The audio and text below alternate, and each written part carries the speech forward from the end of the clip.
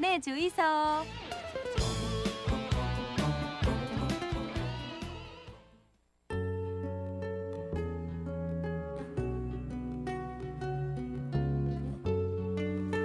자, 자가차점의 공식 저격수 부산 YMC 온범 사무총장과 함께 온범에 좀 진행합니다. 어서 오십시오. 네, 안녕하십니까. 예, 안녕하십니까. 예. 우리 저 하루만 이렇게 김진수 리포터가 수고를 하고 있습니다. 예. 네, 뭐 지난주에도 좋았는데. 아, 지난주에 제가 없었군요. 아, 예. 네.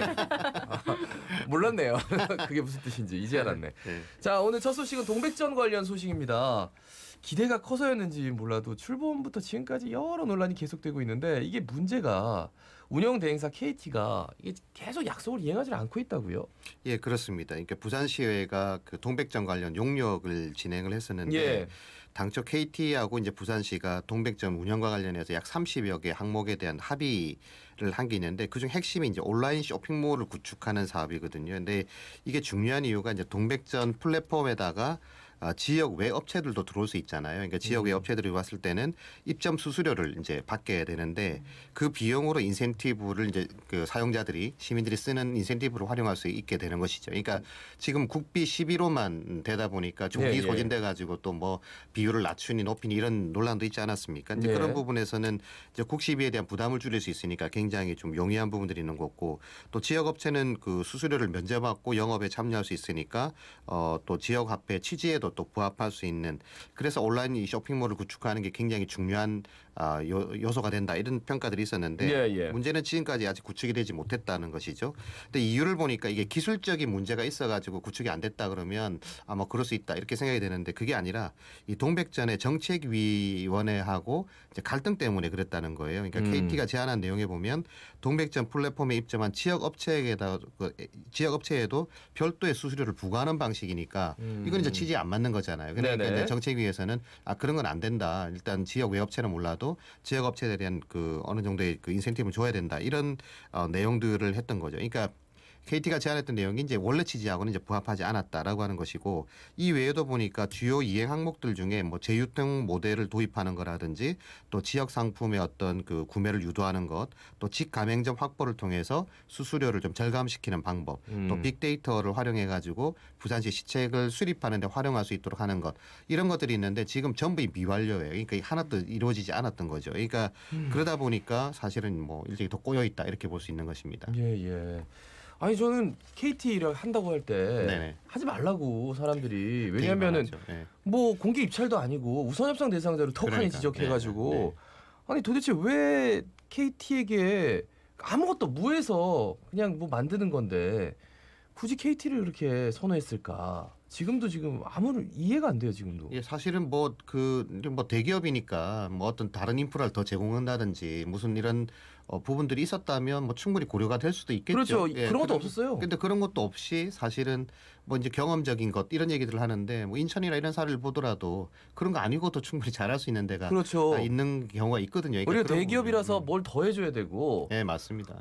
인프라도 더 줘야 되고 돈으로 우리가 대기업이니까. 근데 이럴 것 같으면은 왜 애초에 KT를 선정해가지고 우선협상 대상자로 만들었는지 자꾸 의문이 듭니다. 자꾸 의혹만 이제 불러일으키게 되는 것이죠.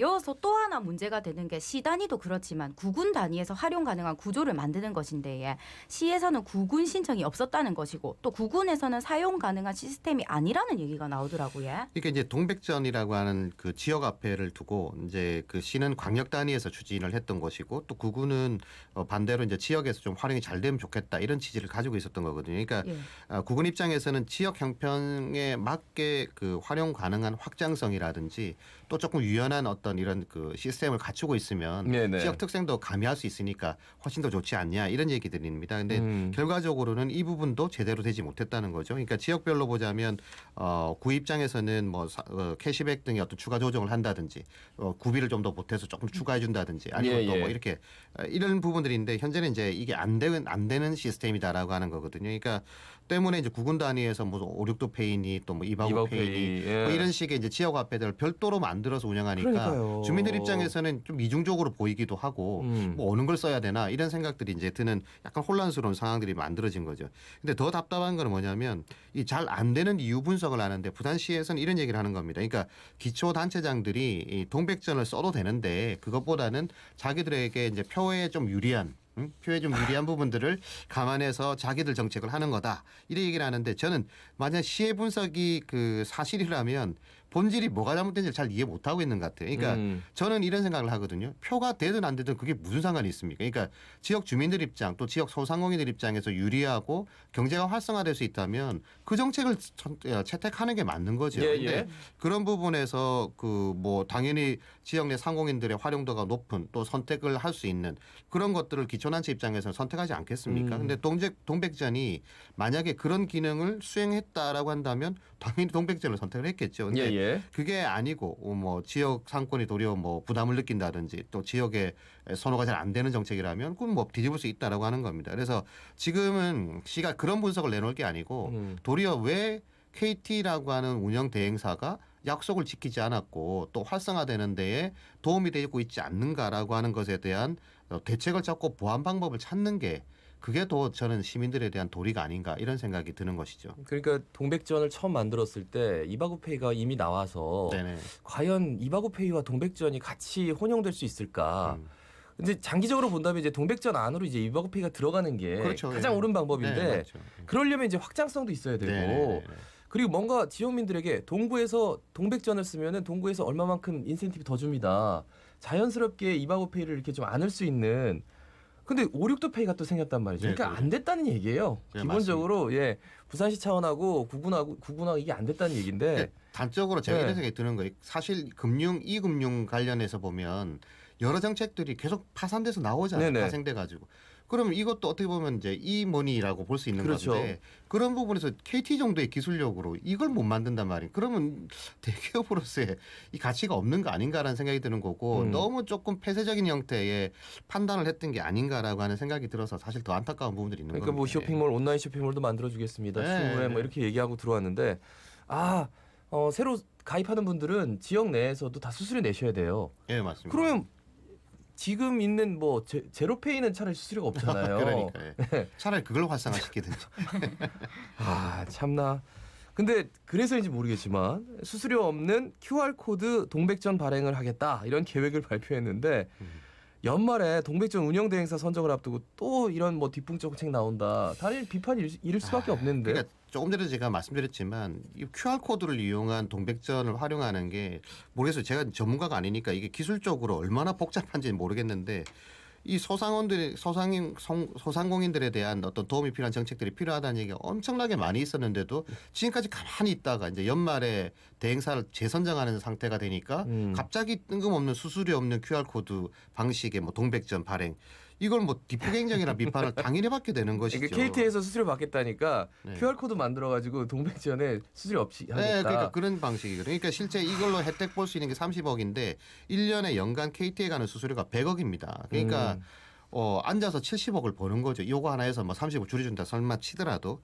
그러니까 저는 이렇게 비판받고 찔끔 행정을 할 게 아니라 근본적으로 어떻게 하는 게 소상공인들에게 도움이 되고 또 사용자들에게도 유익한 정책으로 가는가 이게 사실 핵심인데요. 저는 이걸 시가 같이 뭐 발표를 했더라고요. 그러니까 이런 거 도입합니다. 자꾸 시가 이제 자꾸 뭐 캥기는 게 있는 거 아니고 왜 의혹을 자꾸 만드는지를 모르겠어요. 그러니까 이걸 투명하게 공개를 하고 만약에 아니면 진짜로 경쟁을 해서 더 잘할 수 있는 업체를 선정하겠습니다라고 하면 깔끔하게 정리될 문제인데 왜 자꾸 이런 걸 하는지라고 하는 것이 생각이 드는 거고 뭐 저는 그래서 차제라도 이게 어쨌든 기초단체에서도 활용도가 좀 높아져야 되니까 차라리 지금은 이런 거 홍보할 게 아니라 그런 거 연계할 수 있는 시스템을 빨리빨리 개발을 해서 이제는 이렇게 연계해서 쓸 수 있습니다. 이바구페이도 같이 쓸 수 있고 뭐 오류도페이도 쓸 수 있고 뭐 이렇게 가는 게 맞지 않는가 이런 생각이 드는 거죠. 그러니까 뭐 하겠다는 건 하나도 안 해놓고 그러니까. 자 이거는 뭐 모르겠고요. 네. 새로운 거 짠 이런 게 있습니다. 그러니까. 이거 어떻게 믿음이 가겠습니까? 네, 맞습니다. 네, 다음 소식은요. 예, 두 번째 소식은 부산시가 내년에 축제 관련 예산을 30% 삭감한다는 계획이 알려지면서 문화예술계가 강하게 반발하고 있다고 하는 소식이지요. 예. 코로나19가 뭐 지속적으로 지금 장기화되고 있으니까 시가 예산이 어렵다는 거, 뭐 돈 없다는 얘기는 이미 뭐 알려져 있는 내용인데 그렇기 예. 때문에 아마 내년 예산 편성하는 과정에 뭐 축제와 같은 민간 행사 또 뭐 보조금 행사 이런 것들을 약 30%씩 대폭 삭감하는 논의 중에 있다 이런 내용이 이제 알려진 건데요. 네네. 특히 이제 이 행사 관련이 가면 문화예술계가 제일 예민하게 이제 반응을 할 수밖에 그렇죠. 없는데 예. 이거는 좀 누적된 게 있는 것 같아요. 그러니까 민선 7기 들어가지고 사실 문화예술 2030 뭐 계획도 발표하고 여러 내용들이 있었거든요. 근데 18년 이후부터 그 매년 전년 대비 20% 예산을 삭감해 왔어요. 그러니까 거기다가 이제 그 또따또가 예산 관련 때문에 논란도 한번 네. 있었던 적도 있고, 그러니까 문화예술계가 여기에 대해서 굉장히 이게 속을 곤두세우고 있는 그런 상황이었는데 또 담당 국장도 뭐 6개월마다 교체가 됐다 그러더라고요. 그러니까 이런 부분들이 이제 불만 사항들이 누적이 되면서 지금 더 크게 반발하는 거다라는 생각이 드는 거고요. 근데 해당되는 축제도 보니까 뭐 부산을 대표할 만한 축제들이 꽤 있더라고요. 그러니까 비프를 포함해가지고 부산 바다 미술제라든지 또 조선통신사 축제 이런 것들도 해당이 된다라고 알려지고 있어서 이게 이제 이게 시가 이제 이런 그 일괄적으로 삭감하는 이유는 알겠는데 이걸 너무 일회성 행사 정도로만 여기는 거 아닌가. 그렇게 따지면 그동안 수없이 늘려왔던 축제들은 다 뭔가 이런 생각도 사실 거꾸로 들기도 하는데요. 그러니까 예. 어떤 시장이 어쨌든 특정 분야에 지속적인 이 불만이 누적되게 되면 결과적으로는 정당한 부분도 이제 의심을 받게 될 수 있는 것이죠. 그러니까 예. 조금 그런 부분들에서 약간 우려스럽다 이런 생각이 드는 겁니다. 예. 그러니까 행사성 경비가 네. 뭐 어려울 때 조금 줄여야 된다라는 것에 대해서는 많은 분들이 공감할 수 네네. 있지만 자 내년에 전체 일괄 삭감 이렇게 해서 하는 거는 좀 행정 편의주의적인 게 아닌가 뭐 이런 논란에서는 결코 자유로울 수 없을 것 같습니다. 네, 그러니까 실제 이제